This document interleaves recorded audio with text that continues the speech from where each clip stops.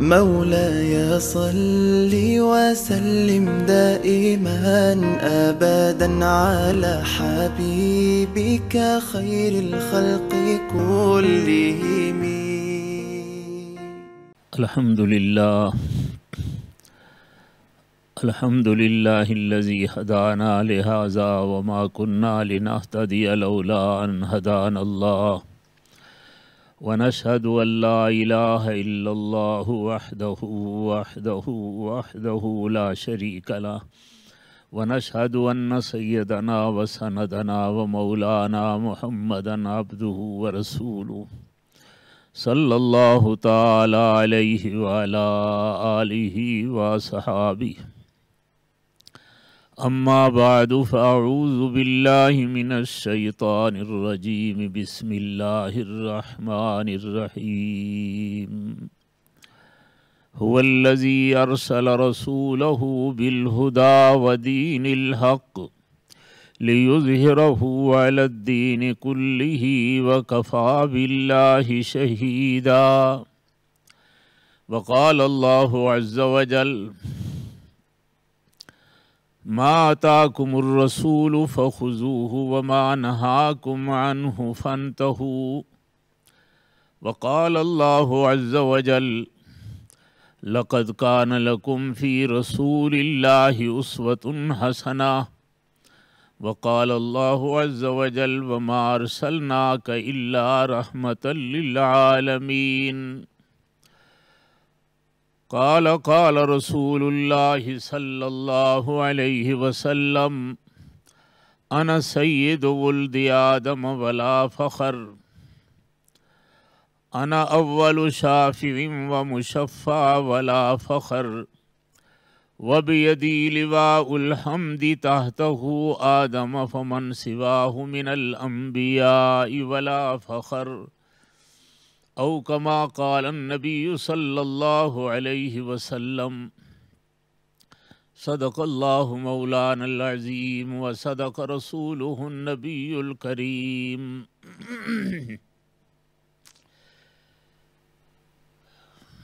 آج سیرت النبی صلی اللہ علیہ وسلم کے حوالے سے کچھ معروضات پیش کرنے کا حکم دیا گیا ہے۔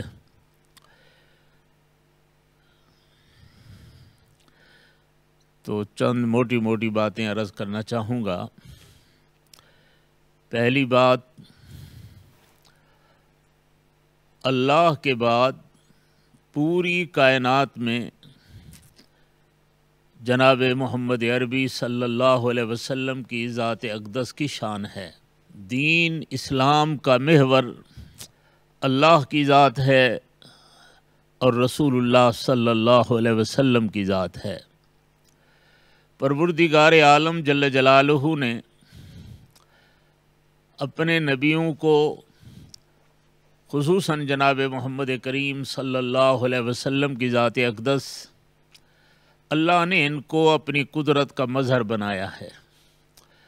اللہ کی پہچان اللہ کے نبی کی پہچان سے حاصل ہوتی ہے۔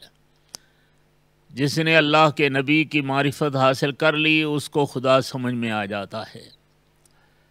پروردگار عالم جل جلالہ نے اپنے نبی کی زندگی کو ایک اتنا امتیاز عطا فرمایا ہے کہ عام آدمی اس کی تہ کو نہیں پہنچ سکتا۔ اللہ جل جلالہ کی ذات اور کنہوں کو پہنچنا بھی مشکل ہے، حتیٰ کہ انبیاء نے فرما دیا معرفنا کا حق کا معرفتک، اللہ آپ کی ذات کی پہچان کما حق ہو، ہم بھی ابھی تک نہیں پہنچ رہے۔ اللہ کا نبی چونکہ اللہ کی قدرت کا مظہر ہوتا ہے، اللہ کی قدرت کے سارے مناظر اللہ اپنے نبی کے ہاتھ پر دکھاتے ہیں، جس کو معجزہ کہا جاتا ہے۔ اس لیے یہ دونوں امور ایمان بالغیب کے ساتھ تعلق رکھتے ہیں۔ اللہ کو ماننا، اللہ نے فرما دیا، اللہ کے نبی نے فرما دیا، قرآن مجید میں آ گیا، احادیث رسول اللہ میں آ گیا۔ اللہ کا یہ سارا کارخانہ کائنات جو رب ذوالجلال نے بنایا ہے، صفات خداوندی سے اللہ سمجھ میں آ رہے ہیں ماشاءاللہ۔ تو اللہ کے نبی کو پہچاننے کے لیے بھی ایک عام آدمی کی الیاذ باللہ سمجھنا کہ وہ بھی ہمارے طرح یا میرے مرشد یا میرے استاد جیسے تھے، ایسے نہیں، اللہ کے نبی کی بھی ایک عظیم شان ہوتی ہے۔ تو مقام نبوت پروردگار عالم جل جلالہ نے قرآن حکیم میں جو انداز اختیار فرمایا ہے اس پر غور کریں تو پھر سمجھ میں آتا ہے کہ نبی اللہ کا کتنا جلیل القدر بندہ ہوتا ہے۔ کمال فرما دی ہے، فرما دیا جہاں بھی اللہ جل جلالہ نے اپنی اطاعت کا ذکر فرمایا ہے تو ساتھ محمد کریم صلی اللہ علیہ وسلم کی اطاعت کا حکم ہے۔ یا ایھا الذین آمنوا اطیعوا اللہ و اطیعوا الرسول، صیغہ وہی ہے، انداز ایک ہے، اللہ کی اطاعت کرو، اللہ کے رسول کی اطاعت کرو صلی اللہ علیہ وسلم۔ یہ اللہ کے نبی کے علاوہ کسی اور کے لیے اتنا مطلقاً حکم نہیں چل سکتا، رات ہو دن ہو، آنکھیں بند کر کے دل مانے نہ مانے اللہ کے نبی کی بات کو ماننا فرض ہوتا رہتا ہے۔ اطیعوا اللہ و اطیعوا الرسول فرما دیا ہے، بلکہ اتنا آگے فرما دیا کہ من یطع الرسول فقد اطاع اللہ، جو اللہ کے رسول کی اطاعت کرتا ہے وہ اللہ کی اطاعت کرتا ہے، اللہ کے حکم سے ہی تو اللہ کے نبی کی بات کو مانا جاتا ہے۔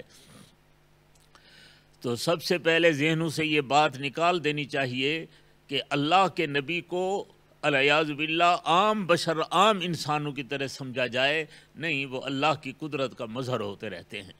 اللہ کی قدرت ہر وقت اپنے نبی کے ساتھ اپنی توحید بھی سمجھا رہی ہوتی ہے اور نبی کی نبوت کو بھی سمجھا رہی ہوتی ہے۔ جناب نبی کریم صلی اللہ علیہ وسلم کی خصوصیات ایک مستقل باب ہے، معجزات ایک اور مستقل باب ہے۔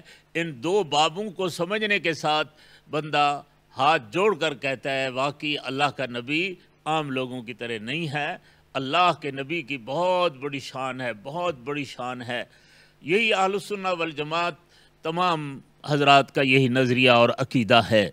قرآن مجید نے ہمیشہ، احادیث رسول اللہ میں بھی ہمیشہ نبوت کی شان کو عجیب عجیب طریقے سے بیان فرمایا گیا ہے۔ سوالات کیوں کرنا، یا تو خدا کو بندہ خدا نہ مانے، اللہ کے نبی کو اللہ کے نبی نہ مانے، ورنہ پھر اس کے اپنے دماغ کی کیا گنجائش رہتی ہے کہ وہ کہے کہ یہ کیوں اور یہ کیوں۔ میں تھوڑی سی مثالیں دیتا ہوں جس سے آپ کو سمجھ میں آئے گا کہ نبی کی شان الگ ہوتی ہے۔ نبی کے لیے اللہ نے سارے جہان الگ الگ بنائے ہوئے ہیں۔ قانون فطرت میں اللہ کا نبی ممتاز ہوتے ہیں، اللہ نے ان کو ممتاز اور الگ تھلگ بنایا ہے۔ قانون شریعت میں بھی بہت سارے مسائل میں اللہ کے نبی کو اللہ نے اپنی شان الگ بنائی ہے۔ امت کے لیے مسئلے اور ہوتے ہیں، نبوت کے لیے اور ہو جاتے ہیں، اور اسی طرح آپ ہر معاملے میں دیکھتے چلے جائیں گے۔ قانون عرف میں بھی اللہ نے اپنے نبی کو اپنی شان عظمت کے ساتھ بیان فرمایا ہے۔ قانون فطرت، یہ ایک قانون فطرت ہے بھی، جتنا بھی کوئی آدمی کتنی بڑی شان میں مل جائے تو تب بھی فطرتاً وہ امر اس کے ساتھ رہتا ہے۔ مثلا خون ہے، یہ فطرتاً خون کو پلید کہا گیا ہے، دم نجس ہے، خواہ وہ ولی اللہ کا ہو، غوث قطب ابدال کا ہو یا کسی چیز کا بھی ہو۔ لیکن نبوت کے لیے مثال عجیب بن جاتی ہے۔ حضور اکرم صلی اللہ علیہ وسلم نے سنگیں لگوائی ہیں اور خون مبارک کو ایک پیالے میں رکھا ہے۔ حدیث شریف میں آتا ہے کہ حضور نے کسی صحابی کو فرمایا کہ جا کر اس کو کسی دور جا کر دفنا دو جہاں بے ادبی نہ ہو۔ وہ گیا، چکر لگا کر حیران ہوا کہ کہاں میں ڈالوں، حضور صلی اللہ علیہ وسلم کا دم مبارک، خون مبارک میں کیسے سٹوں۔ حدیث میں آتا ہے، ترجمان السنہ میں حضرت مولانا بدر عالم صاحب نے بیان کیا اس حدیث کو پوری سند کی صحت کے ساتھ۔ اس نے پی لیا، اس کو واپس آیا تو حضور صلی اللہ علیہ وسلم نے فرمایا ما تفعل بدمی، اے میرے وہ خون کا کیا معاملہ کیا تو نے؟ خاموش ہو کر پھر کہنے لگا انا اشربو، یا رسول اللہ میں نے تو پی لیا، میری ہمت نہیں ہوتی تھی کہ مٹی میں ڈال دوں۔ تو حضور صلی اللہ علیہ وسلم نے یہ نہیں فرمایا کہ اللہ کے بندے پلیت چیز کو پی گئے، نہیں، آپ نے فرمایا سبحان اللہ کہ جس آدمی کی وجود میں میری جان کا جز بن جاتا ہے، خون چلا جائے تو وہ جز بن جائے گا، تو اس پر جہنم کی آگ حرام ہے۔ اب دیکھو ایک مسئلہ ہے، سب ایک کو معلوم ہے، لیکن نبوت کے لیے شان الگ ہے۔ وہی لوگ بیچارے پریشان ہو جاتے ہیں جب وہ اللہ کے نبی کو عام لوگوں کی طرح سمجھتے ہیں اور اعتراضات بھی اسی اعتراضات پر کرتے ہیں، پھر حضور صلی اللہ علیہ وسلم کی سیرت کو سمجھنا ان کے لیے مشکل ہو جاتا ہے کہ یہ شاید ویسے ہی اپنے نبی کی شان کو بڑھاتے ہیں۔ یہ حقائق ہیں، فطرت، ہر آدمی جو بھی بچہ پیدا ہوتا ہے اس کے بعد اس کو غسل دینے کی ضرورت ہوتی ہے، لیکن حضور صلی اللہ علیہ وسلم کے بارے میں فرمایا کہ ولدت طاہرا و مطہرا، وہ نہیں عام آدمی کی طرح کہ جب وہ ماں کے پیٹ سے باہر آئے تو اس کو علائش ہوگی، دھونے شونے غسل کرنے کی ضرورت ہے۔ فرمایا نہیں، اللہ نے دھلا دھلایا خوشبوئیں لگا کر بھیجی ہیں، ایسا کوئی عام انسان نہیں ہو سکتا۔ تو قانون فطرت نبوت کے لیے بالکل الگ رہا ہے۔ اسی طرح ہر آدمی ختنے کا محتاج ہے، ضرورت ہے اس کو، خواہ کتنا بڑا آدمی کیوں نہ ہو، لیکن یہ صرف نبوت کی شان تھی کہ اللہ جل جلالہ نے حضور صلی اللہ علیہ وسلم کو اس ضرورت سے بھی پاک فرما دیا۔ فرماتے ہیں ولدت مختونا، اللہ نے مجھے پیدا کیا تو یہ ضرورت بھی مکمل ہو گئی تھی۔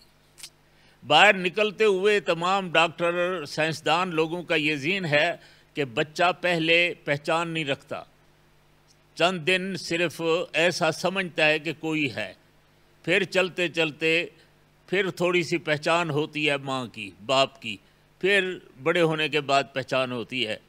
اللہ اکبر! لیکن نبوت کے لیے ایسا نہیں ہے۔ اللہ کے نبی نے جنم پایا، اماں آمنہ کے بطن مبارک سے باہر تشریف لے آئے تو سیرت نگار سارے لکھتے ہیں کہ آتے ہی آپ سجدے میں پڑے تھے اور سجدے میں کہہ رہے تھے سبحان اللہ والحمدللہ ولا الہ الا اللہ واللہ اکبر۔ حضرت تھانوی رحمہ اللہ نے، دوسرے سب حضرات نے وہ حدیثیں جمع فرمائی ہیں۔ تو ماں کے پیٹ سے آتے ہی پھر اس کے بعد اللہ کی توحید، سجدہ، یہ ساری چیز کی سمجھ ہو جائے تو یہ کوئی کہے گا کہ ہم نہیں مانتے، مرضی ہے اس کی، مانے نہ مانے، یہ اللہ کا نبی ہے۔ اللہ کا نبی اللہ کی قدرت کا مظہر ہوتا ہے، اللہ ہر چیز پر قادر ہے۔ تو اللہ جل جلالہ اپنے محبوب سے یہ سارے معجزات عطا کرائے ہیں اور یہ ساری خصوصیات پیغمبر ہوتی ہیں۔ ماں آمنہ کے پیٹ میں جب تھے کیا کیفیت تھی، پھر جب وہ جاتے تو ماں کہتی ہے کہ میں جاتی تو پتھر پھول کی طرح ہو جاتے، پانی کنویں کا اوپر آ جاتا۔ یہ عام باتیں ہیں جو آپ حضرات پڑھتے لکھتے رہتے ہیں اور لوگ ان باتوں کا انکار کرنے کی کوشش کر دیتے ہیں۔ ایسا نہیں ہے۔ اللہ کے نبی سے جو بات ثابت ہو گئی ہے وہ اللہ کی قدرت ہے اور اللہ کا ہی وہ فعل مبارک ہے۔ اللہ نے ہی اپنی اختیار سے ایسا فرمایا ہے۔ اللہ کا نبی، اللہ اکبر، آپ چلتے چلے جائیں جتنی کیفیات بھی ہیں، اللہ کے نبی کی نیند مبارک ہے۔ عربی کے الفاظ مبارک وہی ہیں، نام رسول اللہ صلی اللہ علیہ وسلم، جو کسی اور کے لیے ہوتی ہے کہ نام فلان، نام فلان، نیند کی فلانے نے۔ لیکن عام انسان کی نیند میں اور حضور صلی اللہ علیہ وسلم کی نیند بڑا فرق ہے۔ یہ مقام نبوت ہے، نبی کو عام آدمی کی طرح مت سمجھا جائے۔ مقام نبوت یہ امام بخاری رحمۃ اللہ علیہ نے خود ترجمۃ الباب قائم فرما دیا ہے اور لکھا دیا ہے، عینایا تنامان ولا ینام قلبی، میری آنکھیں تو نیند کرتی ہیں، میرا دل نہیں نیند کرتا۔ یہی وجہ ہے کہ اللہ کے نبی کے بارے میں اصحاب رسول فرماتے ہیں جب حضور نیند فرماتے تھے تو ہم جگایا نہیں کرتے تھے کہ ہو سکتا ہے وہی آ رہی ہو۔ نیند میں بھی خواب نبوت جو ہوتا ہے وہ بھی وحی الہی ہوتا ہے۔ اس لیے اللہ کے نبی کو مقام نبوت کو سمجھنے کے لیے اللہ جل جلالہ کی قدرت کو سامنے سمجھنا ہوگا، اپنے دماغ سے نہیں، پھر مغالطہ ہو جاتا ہے۔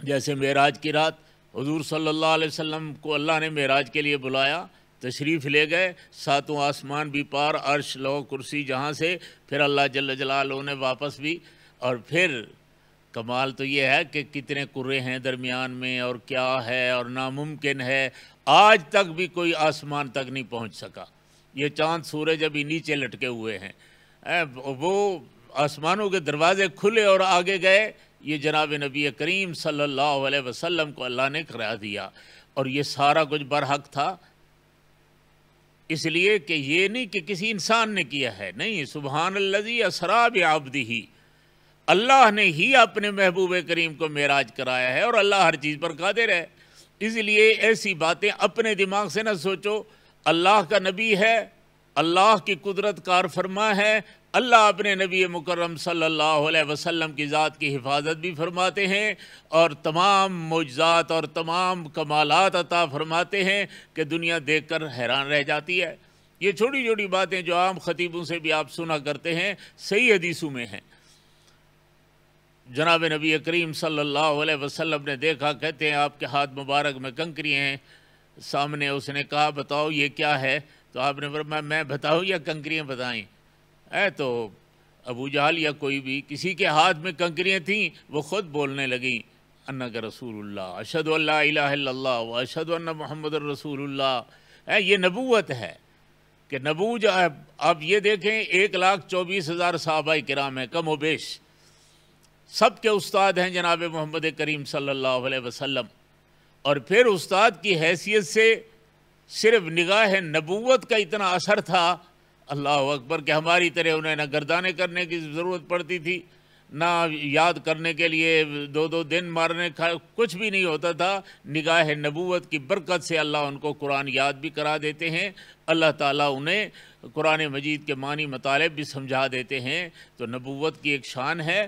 اللہ نے اپنے نبی کے لیے جیسے فرمایا لا تحرک بہ لسانک لتعجل بہ ان علینا جمعہ وقرآنا، پھر آگے فرما دیا ثم ان علینا بیانا، کہ قرآن مجید کو ہم محبوب آپ کے دل مبارک میں بھی خود اتاریں گے، آپ کو قرآن مجید کا حافظ بھی بنائیں گے اور قاری بھی بنا دیں گے، اور ان کی تفسیر بھی ساری بیان کرا دیں گے۔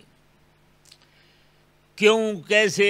بھئی معاملہ اللہ کا ہے، اللہ ہر چیز پر قادر ہے، اللہ فرما رہے ہیں، اور اس کا کچھ حصہ پھر اللہ نے اصحاب محمد کو بھی دے دیا ہے۔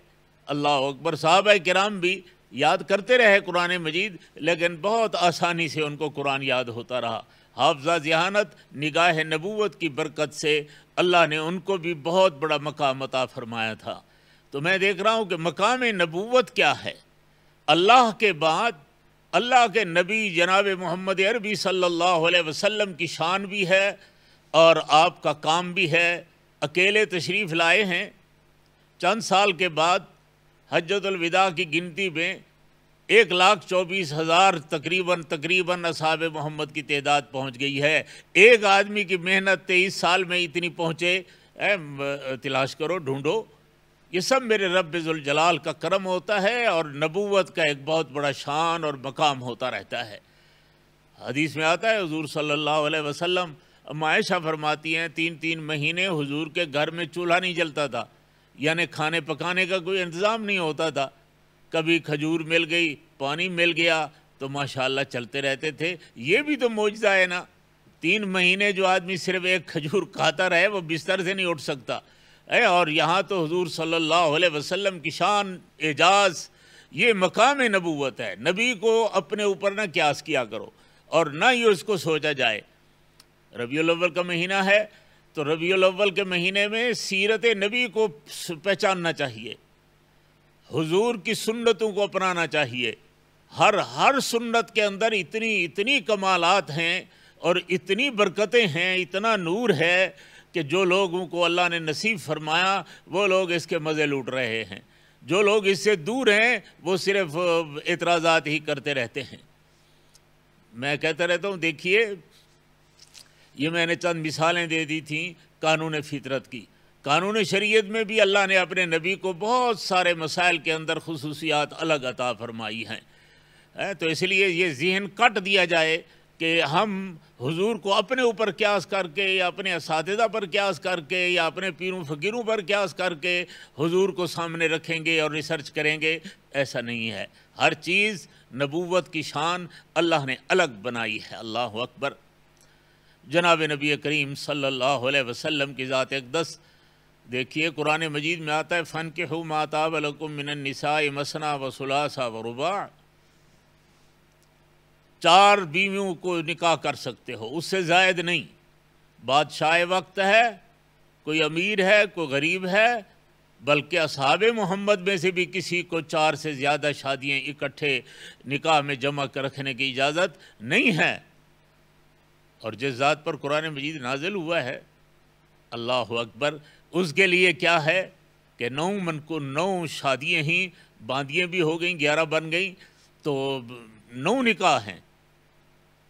تو فرمایا خالصۃ اللہ کا من دون المومنین، وہ ضابطہ امت کے لیے ہے، اور محمد کریم اس ضابطے سے مستثنا قرار دیے ہیں۔ اللہ مالک ہے، اللہ جس طرح اپنے نبی کی شان میں اضافہ فرمائے، کسی کو تکلیف کیا ہو یا اعتراضات کی گنجائش کیوں ہو سکتی ہے، یہ اللہ کے نبی ہیں صلی اللہ علیہ وسلم۔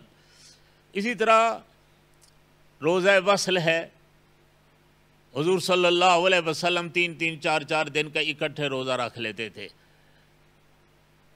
لیکن امت کو اس کی اجازت نہیں ہے۔ دیکھا حضور صلی اللہ علیہ وسلم نے ایک سفر میں کہ ایک آدمی بیچارہ بے ہوش ہو رہا تھا، اس کی طرف بھیجا، فرمایا کیا ہے؟ انہوں نے کہا حضرت اس نے روزہ وصل رکھا ہوا ہے، آج 3 دن ہے، بے ہوش ہو رہا ہے۔ تو آپ نے فرمایا اس کو کس نے کہا تھا کہ روزہ وصل رکھے؟ اس نے کہا یا رسول اللہ، اس نے سنا ہے کہ آپ رکھتے ہیں، تو آپ کی اقتداء کرنے میں انہوں نے کہا ایکم مثلی، اللہ کے بندو تم میں سے کون مجھ محمد جیسا ہو سکتا ہے؟ کمال تو یہ ہے کہ یہ صحابہ کرام میں بات ہو رہی ہے، تو اس لیے میں عرض کرتا رہتا ہوں ایکم مثلی، یعنی جناب صدیق اکبر کون تم میں سے مجھ جیسا ہو سکتا ہے؟ فاروق اعظم، عثمان غنی، علی المرتضیٰ، ابو ہریرہ، عبداللہ ابن مسعود، سارے صحابہ کو کہہ دو ایکم مثلی۔ سبحان اللہ، میرے اوپر قیاس کر کے نہ چلو، تم اپنے قانون کے مطابق چلو۔ سبحان اللہ۔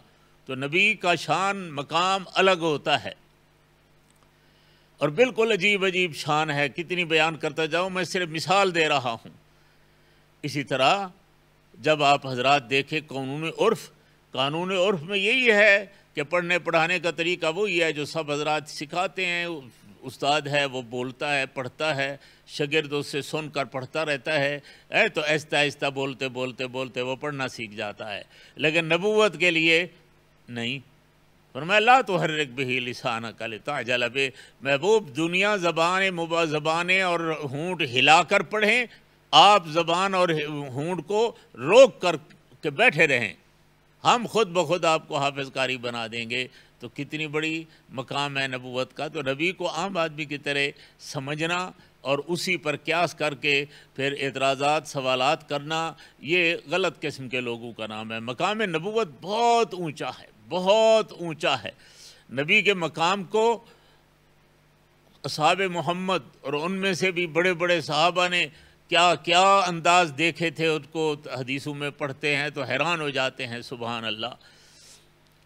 اللہ کے نبی کا مقام اتنا بڑا ہے کہ بلا چون و چرا، بغیر کسی عذر کے، بلکہ عذر بھی ہو تب بھی ہر حال میں انسان کی کامیابی کے لیے اللہ کے نبی کی اطاعت ضروری ہے۔ بلکہ یوں بھی عجیب چیز آتی ہے، اللہ جل جلالہ نے فرمایا ہے ما اتاکم الرسول فخذوہ، ما اتاکم اللہ فخذوہ نہیں۔ یہ بھی ایک عجیب عجیب باتیں ہوتی ہیں، اس لیے کہ اللہ کی ذات کو کون مل سکتا ہے، اور جو اللہ کا نبی تمہیں دے اس کو لے لو، اور جو اپنی خصوصیات کے اعتبار سے اللہ کا نبی خود کر سکتا ہے، ہمیں اگر حکم فرمائے تو ہم کریں گے، اگر ہمارے لیے وہ حکم نہیں ہے تو پھر ہم اس سے بھی ہم اپنی شریعت، قانون شریعت قرآن اور حدیث میں جو حضور نے ہمارے لیے دیا ہے ہم اس پر عمل کریں گے۔ ما اتاکم الرسول فخذوہ وما نہاکم عنہ فانتہوا لقد کان لکم فی رسول اللہ اسوۃ حسنہ۔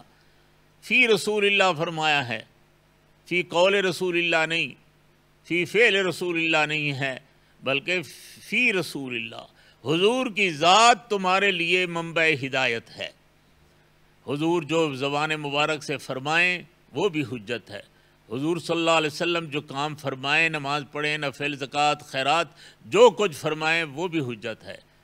اور کچھ نہ ہو، صرف تشریف رکھے ہوئے ہیں، کسی نے سامنے آ کر کوئی عمل کیا، اللہ کے نبی نے دیکھا اور اس کو روکا نہیں ہے، اس کو ٹوکا نہیں، یا چہرے مبارک پر بھی کوئی اس کے ناپسندیدگی کے کوئی آثار نہیں تھے، تو وہ فعل بھی حجت ہے، وہ فعل بھی حجت ہے۔ اس کو تقریر رسول کہا جاتا ہے۔ تو جناب رسول اللہ صلی اللہ علیہ وسلم، اللہ اکبر، ایسا نہیں ہے کہ ایک آدمی نے پوری دنیا کو فتح کر لیا ہو، وہ صرف آدمی نہیں، وہ اللہ کا نبی تھا۔ یقیناً وہ بشر ہیں، افضل البشر ہیں، ساری شان اللہ نے عطا کی ہے، لیکن عام بشر کی طرح نہیں ہیں، وہ بہت اونچی شان رکھتے ہیں۔ یار ہزاروں ابدال، فقراء، ولی اللہ سارے اکٹھے ہو جائیں تو آمنہ کے لال کے ایک غلام صحابی رسول کی شان کا مقابلہ نہیں کر سکتے، تو خود صحابی کی شان کتنی اونچی ہوتی ہے، تو پھر نبی کی شان کتنی اونچی ہوتی ہے۔ تو اس لیے یہ ذہن بنانا چاہیے، خاص کر ربیع الاول کا مہینہ، اس موسم میں ہمیں ادھر ادھر کی باتوں کی بجائے حضور صلی اللہ علیہ وسلم کی سنت، حضور صلی اللہ علیہ وسلم کے مقام کو سمجھنے کے لیے ہم اپنے آپ کو وقف کر دیں، تاکہ ہمیں فنا فی الرسول کا مقام نصیب ہو جائے۔ اللہ جل جلالہ ایسے لوگ پیدا کرتے ہیں جو فنا فی اللہ اور کچھ فنا فی الرسول کے مقام پر چلے گئے ہیں۔ ہم لوگ تو اعتراض رسول کے کھاتے میں چلے جاتے ہیں کہ نبی نے یہ کیسے کیا اور یہ کیوں کیا اور وہ کیوں کیا۔ انا للہ و انا الیہ راجعون۔ اللہ کے نبی کے سارے معجزات ہیں۔ میں تو عرض کرتا رہتا ہوں، دیکھیے دور یہ تھا جب حضور صلی اللہ علیہ وسلم کی ولادت مبارک ہو رہی تھی، اس دور میں شرک ہی شرک تھا۔ لوگوں کا نام عبد الشمس تھا، عبد العزیٰ تھا، لیکن اس وقت جناب عبد المطلب کے گھر میں ایک بچہ پیدا ہوتا ہے تو فطرت نے، قدرت نے مجبور کیا ہے کہ عبد المطلب اس بیٹے کا نام عبداللہ رکھنا ہے۔ یہ عبد العزیٰ نہیں ہے، یہ کسی بت کی طرف منسوب نہیں ہو سکتا ہے، اس نے تو پوری دنیا کو اللہ کی توحید سکھانی ہے، اس لیے اس کے باپ کا نام عبداللہ ہونا چاہیے۔ میں کہتا ہوں یہ بھی معجزہ ہے رسول اللہ کا، یہ بھی شان ہے حضور صلی اللہ علیہ وسلم کی۔ حضرت وہب حضور اکرم صلی اللہ علیہ وسلم کے نانا ہیں، اللہ اکبر۔ اس وقت بھی عجیب عجیب نام تھے، حرب نام ہوتا تھا وغیرہ وغیرہ، لیکن اس دور میں بھی میں تو سمجھتا ہوں اللہ کی طرف سے الہام ہوا، القاء ہوا، اللہ نے دل میں ڈال دیا اپنی قدرت کے ساتھ کہ یہ میرے محمد کی ماں بننے والی ہے تو اس اماں کا نام آمنہ رکھو۔ سبحان اللہ، یہ سارے معجزات ہیں، یہ سارا کمال مصطفیٰ ہے، یہ سارا مقام مصطفیٰ ہے۔ ہر آدمی کو اپنے اوپر مت قیاس کیا گیا جائے، یہ ساری شانیں اللہ نے عطا فرمائی ہیں جناب محمد عربی صلی اللہ علیہ وسلم کی ذات اقدس کو۔ تو ہمیں بھی حضور کی ذات اور حضور کی شان کو بیان کرنا اپنے لیے عین عبادت سمجھو۔ حضور کی سیرت بیان کرنا عبادت ہے، اور اس کے لیے کوئی وقت نہیں ہے۔ جب چاہو ہر خطبے میں، ہر جگہ میں حضور صلی اللہ علیہ وسلم کی سیرت بیان کرو۔ یہ آپ بیان کرتے ہیں نا کہ نماز پڑھنا فرض ہے، کتنی رکعتیں ہیں، سنتیں کتنی ہیں، سنت موقدہ کتنی ہیں، سنت غیر موقدہ کتنی ہیں، یہ کیا ہو رہا ہے جی؟ یہی تو نبوت ہے، یہ سیرت رسول ہے کہ حضور جیسے پڑھتے تھے بس وہی سیرت ہے، وہی دین ہے جو ہمارے پاس آ رہا ہے۔ روزہ ہے، جنازہ ہے، جمعہ ہے، یہ سارا دین جتنا چل رہا ہے یہ سارا کچھ اللہ کے نبی سے آیا ہے، اور اللہ کے نبی نے بیان کیا۔ اصحاب محمد نے، ایمان بالغیب رکھنے والے لوگ اور بلا چون و چرا، انہوں نے سارے دین کو اپنا دیا ہے۔ ایک ہی دن اعلان فرما دیا آج سود حرام ہے، آج شراب حرام ہے، تو فوراً ایک سیکنڈ میں ہی ختم ہو گیا۔ ذہنوں میں بھی نہیں ہے کہ حضور روکیں اور ہم پھر بھی کہیں کہ کچھ گنجائش، کچھ مجبوری، کچھ فلانا، کوئی علاج ملاج کے لیے کچھ نہیں ہوتا۔ بہرحال اللہ کے نبی کی شان ہے، یہ بھی اللہ کے نبی کی شان ہے۔ خود صحابہ اللہ کے نبی کے مقام کی دلیلیں ہیں، برہان ہیں۔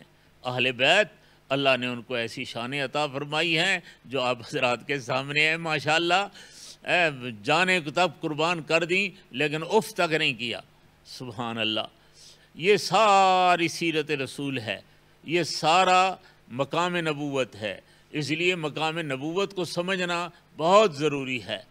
ہم اپنے ایرے غیرے کو ایسے فقیروں کو سمجھ لیتے ہیں کبھی، لیکن نبوت کو سمجھنے کے لیے پھر ہمارا دماغ اٹک جاتا ہے کہ یار یہ مولوی کیسے کہہ رہے ہیں۔ حضور صلی اللہ علیہ وسلم کی مقام میں یہ ہے کہ حضور مدار شریعت ہے، حضور مدار شریعت ہیں، سبحان اللہ۔ جو کچھ اللہ کا نبی فرمائے وہ دین ہے، وہ دین ہے، وہی دین ہے، وہی اللہ کی مرضی ہے، وہی اللہ کی اطاعت ہے۔ اللہ اکبر۔ جناب نبی کریم صلی اللہ علیہ وسلم کے ارشادات، حضور صلی اللہ علیہ وسلم کی زندگی مبارک، حضور کمال ہے کہ کون سی بیان کرتے چلے جاؤ کہ وہ جی دیکھو پانی نہیں ہے، پورا لشکر پیاسا ہے، حضور صلی اللہ علیہ وسلم فرماتے ہیں چلو برتن لے آؤ جس میں تھوڑا سا پانی ہو، وہ لے کر آتے ہیں، حضور صلی اللہ علیہ وسلم نے اپنے ہاتھ مبارک کی انگلی اندر رکھی ہیں، تو حدیث میں آتا ہے انگلیوں میں سے پانی ایسے پھوٹ رہا تھا جیسے چشمے سے ہو۔ یہ ہے اللہ کی قدرت، اور اللہ کی قدرت کا اظہار ہوتا ہے اللہ کے نبی کے ہاتھ مبارک پر، اسی کو معجزہ کہا جاتا ہے۔ تو اب کوئی ہے دنیا میں کوئی اور ایسا؟ معلوم ہوتا ہے نبی کی اپنی شان ہے، اللہ اکبر۔ یہ ایسا نہیں ہے، یہ واقعات کئی دفعہ ہوئے ہیں۔ اسی طرح حضور صلی اللہ علیہ وسلم 2-3 موقع ایسا بھی آیا، سامنے آئے، اللہ کا حکم ہوا، حضور نے اپنے ہاتھوں میں کنکریاں رکھیں، سامنے مخالفین پر ڈال دیں، وہ آگے پیچھے دائیں بائیں جہاں بھی کھڑے تھے سب کی آنکھوں کے اندر کنکریاں پڑ گئیں۔ سب حیران ہو گئے کہ چلو حضور نے ڈالا ہے تو یہ سامنے والوں کو لگے، یہ پیچھے والے دائیں بائیں والوں کو کیسے؟ قرآن نے کہہ دیا وَمَا رَمَيْتَ إِذْ رَمَيْتَ وَلَٰكِنَّ اللَّهَ رَمَىٰ۔ اب یہ قرآن حکیم کہہ رہا ہے کہ فعل رسول فعل خدا ہے، اب اس میں کوئی شرک نہیں۔ اللہ جل جلالہ اپنے نبی کے لیے خصوصیات رکھی ہیں، اپنے نبی کا ایک مقام رکھا ہے تاکہ وہ اللہ کی قدرت کو جو سمجھائیں تو آنکھوں سے دیکھ کر سمجھائیں۔ وہ دیکھیں میرا رب قادر ہے، دیکھو میرے ہاتھوں پر یہ کر دیا تو اللہ کتنا قادر ہے۔ زمین و آسمان کو بنانا، ساری کائنات کو بنا سکتا ہے رب ایک لحظے کے اندر، اللہ اکبر۔ بڑا عجیب ہے کہ نبوت کا کیا مقام ہوتا ہے، نبی کی شان کیا ہے، اللہ اکبر۔ نبی کی شان یہی ہے، بس اللہ کے بعد ساری کائنات سے زیادہ شان حضور صلی اللہ علیہ وسلم کی ہے۔ البتہ صرف وہ امور جس امور میں اللہ نے اپنے نبی کو روکا، اللہ کے نبی نے اپنی امت کو روکا ہے، جس میں شرک ہوتا ہے اس سے باز رکھا گیا ہے۔ مثلا کسی کا دل کرے کہ میں حضور کو سجدہ کروں یا حضور صلی اللہ علیہ وسلم کی قبر مبارک پر جا کر سجدہ کروں تو اس سے منع فرما دیا ہے۔ حضور نے فرمایا لا تطرونی کما اطرت النصارى عیسیٰ ابن مریم، جیسے عیسائیوں نے حضرت عیسیٰ کو خدا خدا کا بیٹا کہنے لگے، غلو کیا، میرے لیے ایسا نہیں، انا عبد اللہ و رسولہ، میں اللہ کا عبد اور اس کا رسول ہوں۔ یہ بھی فرما دیا کہ اگر کسی کو اجازت ہوتی اللہ کے علاوہ کسی اور کے سجدے کرنے کی تو فرمایا لامرت المرأة، میں عورت کو حکم دیتا کہ وہ اپنے خاوند کو سجدہ کرے، لیکن جائز نہیں ہے۔ تو یہ چیزیں امور رکھیں جو اللہ کے ساتھ شرک کا سبب بنتے ہیں، ان سے ہٹ جاؤ۔ جو چیزیں نبوت نے اور اللہ نے خود فرما دی ہیں، سبحان اللہ، وہ ساری کی ساری اس کو ماننا چاہیے۔ ہمارا عقل دور تک نہ بھی جائے تب بھی کہو آمنا، جو اللہ نے فرمایا ہم اس کو مانتے ہیں، جو اللہ کے رسول نے فرمایا وہ ہم مانتے ہیں۔ تو اس ایمان بالغیب کے ساتھ ہی سارا ایمان جڑا ہوا ہے، اپنے عقل کے ساتھ سوچنے کی اجازت نہیں دی گئی۔ سارا دین ایسا ہے کہ اطاعت رسول کا نام ہے صلی اللہ علیہ وسلم۔ حج کی موسم آئی، سارے لوگ حج پر جا رہے ہیں، بھی کیوں جا رہے ہو؟ لاکھوں روپیہ خرچ کر کے، لاکھوں پاؤنڈ لے کر کے، اللہ اکبر، اس لیے کہ آمنہ کے لال نے جو فرمایا ہے اور یہ طریقہ بھی بتایا، بیت اللہ کا طواف کرو، صفا مروہ کے درمیان سعی کرو، پھر ایسے عرفات میں مینا میں سارا کچھ جو کچھ حضور نے کر کے دکھایا ویسے کرو، ٹھیک ہے۔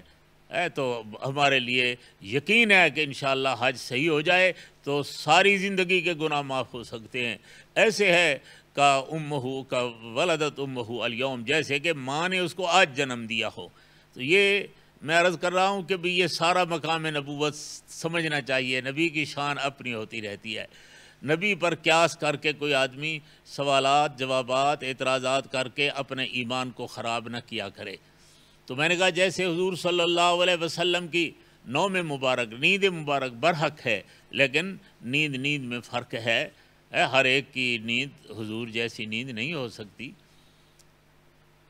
اسی طرح وفات مبارک کا لفظ بھی سب کے لیے ہے۔ جناب نبی کریم صلی اللہ علیہ وسلم کی وفات مبارک بھی برحق ہے، لیکن وفات میں 20 باقیوں کے برابر نہیں ہیں، وہ بھی ایک عجیب انداز ہے، متشابہات میں سے ہے۔ اللہ بہتر جانتے ہیں اپنے نبی کی کس شان کے ساتھ موت عطا فرمائیں۔ اور پھر روزہ اطہر کے اندر حضور صلی اللہ علیہ وسلم کی زندگی وہ بھی ماشاءاللہ عجیب ہے، اور اپنے طور پر ہے، وہ بھی عام انسانوں کی طرح نہیں ہو سکتی۔ سبحان اللہ۔ حضور صلی اللہ علیہ وسلم کہ روح مبارک کو کہاں لے جائیں؟ کیا اعلیٰ علیین افضل ہے؟ جنت کا کوئی مقام افضل ہے؟ دل مانتا ہے نہیں، محمد کریم کا وہی وجود مبارک ہی افضل ہے، اس لیے روح مبارک کو پھر حضور کے وجود مبارک میں ہی رکھ دیا گیا ہے۔ باقی وہ عالم برزخ ہے، حالات اور، لیکن یوں نہ کہو کہ جیسے تیرا میرا بابا مر گیا فوت ہو گیا نبی بھی ویسے ہوتا ہے، ایسا نہیں، الگ ہے، نبی کی شان الگ ہے، اس کو خام خواہ اکٹھے مت کیا کرو، خلط ملط نہیں کرنا چاہیے، کہیں نبی کی گستاخی نہ ہو جائے۔ اسی طرح حضور صلی اللہ علیہ وسلم حدیث ارشاد فرما دیں، بڑے سے بڑا عالم بھی ہو، حضور کی حدیث پر ویسے کھل کر اعتراض کرنے کی اس کو اجازت نہیں ہے۔ یہ وہی ہے کہ نبی کی بات پر بات لگا دینا، لا ترفعوا اصواتکم فوق صوت النبی۔ آج بھی یہی ہے کہ حضور کی حدیث مبارک پڑھی جائے اور کوئی آدمی اس سے اپنا عقلی ڈھکوسلے یا کوئی اور چیزیں مار دے، تو یہ بھی وہی ہے کہ حضور کی آواز مبارک پر آواز کو بلند کرنا، اس کو منع کیا گیا ہے، اس سے سارے اعمال کے ضائع ہونے کا خطرہ ہوتا ہے۔ حضور کی بات پر تم اپنی بات مار دو، تو اللہ معاف کرے۔ بہت نازک تر مسئلہ ہے، بڑے بڑے حضرات حضور کے روضہ اطہر پر تشریف لے جاتے ہیں تو دم بخود ہوتے ہیں، اللہ اکبر، اور ہم اس وقت بھی باتیں بھی کر رہے ہیں، ٹی وی بھی بنا رہے ہیں، انا للہ و انا الیہ راجعون۔ تو یہ ساری چیزیں سمجھنے کی ہیں۔ یہ جن کو مقام نبوت نصیب نہیں ہوا، سمجھ نہیں آتا، وہ لوگ پھر اس کو بھی فنکشن بنائے ہوئے ہوتے ہیں۔ اللہ کے نبی کی بڑی شان ہے، اللہ اکبر، اللہ کریم۔ کتنی باتیں عرض کرتا جاؤں، نبوت تو نبوت ہے، اور اللہ کے نبی کا مقام تو اتنا اونچا ہے، اتنا اونچا ہے، اللہ اکبر، کہ حضور صلی اللہ علیہ وسلم کو تو خود فرمایا ہے اللہ نے آخر وقت میں، آپ یہی تو فرما رہے تھے، اللہم الرفیق الاعلیٰ۔ اب عائشہ صدیقہ سمجھ گئی تھیں کہ ہمیں حضور ایسا فرمایا کرتے تھے کہ جب اللہ کے نبی کا وقت قریب ہوتا ہے تو اللہ خود چاہتے ہیں، فرماتے ہیں کہ تو ہماری طرف آنا چاہتے ہو یا ادھر رہنا چاہتے ہو۔ تو اب جو حضور فرما رہے ہیں اللہ عمر رفیق الاعلیٰ، اب معلوم ہوتا ہے کہ حضور صلی اللہ علیہ وسلم اپنے رب کی طرف جانا چاہ رہے ہیں، تو قریب والے لوگ سمجھ جاتے ہیں، سبحان اللہ۔ تو نبی کی وفات مبارک بھی اختیاری ہوتی ہے اور اس کی کیفیت ہی اپنی ہوتی ہے۔ آج کل کچھ ایسے لوگ جو بیچارے مجھ جیسے ان پڑھ جاہل لوگ، وہ اتنے بڑے مضمونوں کو چھیڑتے ہیں اور جس کا نہ کوئی آگا نہ پیچھا ہوتا ہے، حضور کی شان کے بارے میں نہیں، کہ جب بھی کوئی بات ہو تو ہماری تحقیقیں اور ہماری پینگیں نبوت تک جا کر پہنچ جائیں، یا اصحاب نبی پر یا آل نبی پر چلی جائیں۔ اللہ تعالیٰ اس سے ہمیں بچائے۔ یہ ساری صحابی کی گستاخی کرنا بھی اللہ کے نبی کی گستاخی ہے۔ حضور نے خود فرما دیا، من آذاہم فقد آذانی، ان اللہ اختارنی واختار لی اصحابی۔ تو وہی الفاظ مبارک ہے سب کے لیے۔ تو صحابہ جو محمد کریم کے شاگرد ہیں بلا واسطہ، اور اللہ کے شاگرد ہیں ایک واسطے کے ساتھ۔ تو وہ سارا کا سارا نظام اللہ کا ہے. تجھے کوئی سمجھ نہیں آتا تو کسی اہل اللہ کے ساتھ بیٹھو، عالم حق کے ساتھ بیٹھو گے تو انشاءاللہ سمجھ آئے گا. درود شریف کثرت سے پڑھنا. میں کہتا رہتا ہوں ربیع الاول میں زیادہ محنت کرو. اگر کوئی آدمی اتنا آ جائے کہ میں نے ربیع الاول میں 5 لاکھ دفعہ ادب کے ساتھ بیٹھ کر وضو کر کے غسل کر کے خوشبو لگا کر کے بیت اللہ کی طرف منہ کر کے بیٹھا رہا اور 3 لاکھ دفعہ درود شریف پڑھ لیے تو دل کرتا ہے میں اس کے ماتھے کو چوم لوں. یہ ادھر ادھر کا شور کیا ہے؟ حضور کی ذات پر درود شریف پڑھا جائے تو حضور سنتے ہیں. اگر یہاں پڑھو تو یہاں سے بھی جماعت ہے. ان للہ سیاحین، ملائکہ چلنے والے ہیں، ان کی ڈیوٹی ہے. جہاں بھی کوئی درود شریف پڑھے وہ حضور صلی اللہ علیہ وسلم کی خدمت میں جا کر پہنچاتے ہیں. اور اگر وہاں روضہ رسول اللہ صلی اللہ علیہ وسلم پر جا کر درود شریف پڑھو تو خود حضور سنتے ہیں. اللہ اکبر. ساری حدیثیں موجود ہیں، سارا کچھ موجود ہے، لیکن آج کل یہ چیزیں علم غیب کے ساتھ تعلق رکھتی ہیں. آج بندہ کہتا ہے میں آنکھوں سے دیکھوں گا تو مانوں گا، اس لیے ہم تو جناب قبریں کھودتے ہیں تو کچھ نہیں ہوتا وغیرہ وغیرہ، لہٰذا انکار کر دیا کہ عذاب قبر ہے نہیں، انعام قبر ہے نہیں. اللہ کے بندے، وہ دوسرا جہان رب نے بنایا ہے. اللہ اپنی قدرت کے ساتھ جو کچھ اللہ کے نبی نے فرمایا وہ بالکل برحق ہے اور سچ ہے. عذاب قبر برحق ہے، انعام قبر برحق ہے. حضور صلی اللہ علیہ وسلم نے فرمایا کہ اس قبر کو ایسے نہ سمجھو حفرت من حفر النیران اور روضۃ من ریاض الجنہ. تو اس لیے ہمیں اہل السنہ والجماعت کے مسلک کے مطابق کھل کر اپنے مسالک کو بیان کریں. ہم کسی پر اعتراض نہیں کرتے، بلکہ ہم کوشش کرتے ہیں کہ ہر ایک کا تعلق حضور سے ملے، حضور صلی اللہ علیہ وسلم کا مقام سمجھ میں آئے. حضور صلی اللہ علیہ وسلم کا یہ بھی تو مقام ہے جس کو مقام شفاعت کہا جاتا ہے. حدیث شفاعت مشہور ہے. فرمایا قیامت کے دن جب سب لوگ جمع ہوں گے، پسینے پسینے میں ہوں گے، سب لوگ اکٹھے ہو کر کہیں گے کہ بھی جاؤ کسی سے سفارش کرو کہ اللہ جل جلالہ حساب کتاب شروع کریں. حدیث میں آتا ہے سارے جمع ہو کر حضرت آدم علیہ السلام کے پاس جائیں گے. اے آدم تو ہمارا بابا ہے، اللہ نے تجھے اپنے ہاتھ سے پیدا کیا بنایا تھا، اشفع لنا ہمارے لیے سفارش کرو. حضرت آدم بھی فرمائیں گے لست لہا لست لہا، آج میری ہمت نہیں ہے. ان ربی غضب الیوم غضبا لم یغضب قبل ولا بعدا.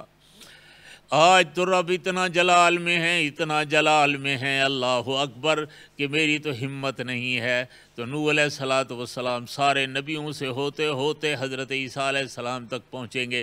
سب کہیں لست لہا لست لہا، ہماری ہمت نہیں. ان ربی غضب الیوم غضبا لم یغضب قبل ولا بعدا.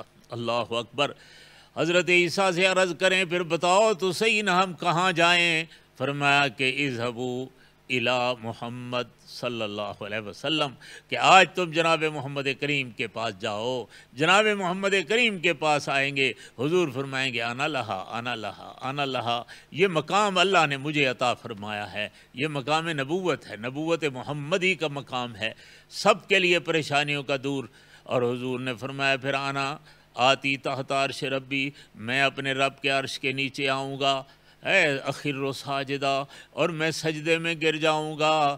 مقدار اسبوعین، ایک ہفتے کی مقدار. ہمارے حضرت درخواستی رحمہ اللہ فرمایا کرتے تھے اللہ اکبر، جب جمال والا ہفتے کا سجدہ کرے گا، رو رو کر روٹھے رب کو منائے گا، تو پھر جلال والے کا جلال بھی جمال میں بدل جائے گا. اب اللہ فرمائیں گے یا محمد ارفع راسک، اے میرے محمد اب اپنا سر مبارک اٹھاؤ. سل توتا، بس تیرے مانگنے میں دیر ہے، رب کے دینے میں کوئی دیر نہیں. مانگ جو کچھ مانگتا ہے. اشفع تو شفا، سفارش کرو تمہاری سفارش قبول ہو جائے گی. یہ ساری پوری حدیث لمبی کبھی بیان ہوگی. یہ مقام نبوت ہے، یہ سارا مقام نبوت ہے کہ اس وقت بھی بادشاہ اللہ حضور صلی اللہ علیہ وسلم کو اللہ جل جلالہ شفاعت کا حق دیں گے اور حضور شفاعت فرمائیں گے تو امت کے لیے اور انسانیت کے لیے مسائل حل ہوں گے. تو میں کہتا ہوں بس کہاں کہاں چلتے جائیں، مقام نبوت تو مقام نبوت ہے، لوگ اس کو سمجھ جو نہیں پاتے، پھر اس لیے وہ بیچارے کا دماغ کچھ ایسا ہو جاتا ہے کہ پریشان ہو جاتے ہیں۔ ایسا نہیں، اللہ کی قدرت جب شامل ہے اور اللہ کے نبی کے ہاتھ ہے، اللہ کا نبی معصوم ہوتا ہے، اللہ کا نبی کائنات سے دور میں سب سے زیادہ علم والا ہوتا ہے، اللہ ساری مخلوق میں سب سے زیادہ علم، حسن، جمال، اخلاق سارا اپنے نبی کو عطا فرماتے ہیں۔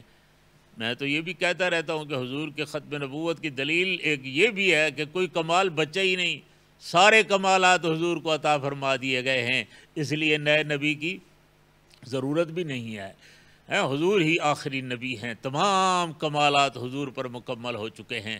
اللہ جل جلالہ ہمیں بھی مقام نبوت کو سمجھنے کی توفیق عطا فرمائے، ہمیں ادب کرنے کی توفیق عطا فرمائے، چھوٹی چھوٹی بات جو سمجھ نہ آئے پھر اس پر کہو کہ ہم تحقیق کر رہے ہیں، کوئی تحقیق محقیق نہیں، نہ اس دور میں کوئی بڑا محقق ہے، ایسے ڈینگے مارتے ہیں جو اپنے آپ کو کہے ہم بڑے محقق ہیں جی، ہم حضور کی بھی علیہ باللہ تحقیق شروع کر رہے ہیں، اصحاب محمد کی تحقیق شروع ہو رہی ہے 15 صدیوں کے بعد۔ تو بہرحال ان لوگوں کو علم سے کوئی تعلق نہیں، مقام نبوت سے بھی ان لوگوں کو کوئی تعلق نہیں، صرف جاہل لوگوں کو خوش کرنا ہوتا ہے، وہ سمجھتے ہیں ہاں بھی دیکھیے۔ اللہ تعالی ہم سب کو عمل کی توفیق عطا فرمائیں، اللہ ہمیں فنا فی الرسول کا مقام دے دے، کثرت سے درود شریف پڑھو، حضور صلی اللہ علیہ وسلم کی ہر سنت کو اپنانے کی کوشش کرو، پورے علاقے کے اندر قرآن اور حدیث کے مدارس کھولو، جہاں ہیں ان کا تعاون کرو تاکہ حضور کا یہ نظام چلتا رہے، حضور صلی اللہ علیہ وسلم کی سیرت مبارک، حضور صلی اللہ علیہ وسلم کا یہ سارا دین جو عطا کیا ہے، کتاب اللہ اور سنت رسول اللہ اور فقہ جو ہے وہ اس کی تسہیل ہے، ماشاءاللہ ان امور کو آگے پھیلایا جائے۔ اللہ تعالیٰ انشاءاللہ مدد فرما رہے ہیں، مزید مدد فرمائیں گے۔ پوری دنیا کے اندر بڑی جماعتیں موجود ہیں، یہاں بھی ماشاءاللہ ہمارے بھائی امام قاسم صاحب اور یہ پوری ان کی ٹیم ہے، مولانا منور محمودی صاحب ہیں، مفتی صاحب ہیں، یہ سارے حضرات ماشاءاللہ اس میں کام کر رہے ہیں اور انوالو ہیں۔ اللہ تعالیٰ ان کو جزائے خیر عطا فرمائے۔ خیر الناس من ینفع الناس، بہتر وہی ہے جو لوگوں کو نفع پہنچائے۔ فرمایا کہ کان اللہ فی عون العبد ما کان العبد فی عون اخی، جب کوئی آدمی اپنے مسلمانوں کی مدد میں لگا ہوا ہے اللہ بھی اس کی مدد فرماتے ہیں۔ یہ الخیر ہے، اقرا ہے، یہ ساری چیزیں ماشاءاللہ اسی کا منہ بولتا ثبوت ہیں۔ اللہ اسباب دے دیتے ہیں، جب بندہ اللہ کے دین کے لیے خالص کام کرنا شروع کرتا ہے تو یہ سارے کام چل رہے ہیں۔ تعاونوا علی البر والتقوی، سب حضرات کو نیکی کے کاموں میں تعاون کرنا چاہیے، یہ بھی ایک بہت بڑا کام ہے۔ جو لوگ تعاون کر رہے ہیں اللہ انہیں جزائے خیر عطا فرمائے، جو لوگ ماشاءاللہ اس میں انوالو ہیں سب حضرات کی اللہ زندگیوں میں برکت عطا فرمائے، اللہ عمروں میں برکت عطا فرمائے، اللہ تعالی ہم سب کو دین کی خدمت کے لیے قبول فرمائے۔ وآخر دعوانا الحمدللہ رب العالمین۔ مولاي صل وسلم دائما أبدا على حبيبك خير الخلق كلهم